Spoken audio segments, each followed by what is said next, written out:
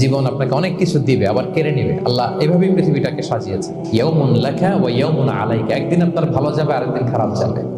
ওয়া তিলকাল আইয়ামু নুদাবিলুহা বাইনান নাস, আল্লাহ বলেন যুগটাকে আমি ঘুরিয়ে ফিরিয়ে মানুষের সামনে এভাবেই আনি। This is the routine work of this দুনিয়া। দুনিয়ার রুটিন ওয়ার্ক এইটা। আজকে ভালো, কালকেও যে ভালো যাবে এমনটা নয়, কালকে খারাপ যাবে। আজকে তার খারাপ যাচ্ছে, পরশুদিন আবার তার ভালো দিন যাবে, ঠিক কিনা বলেন?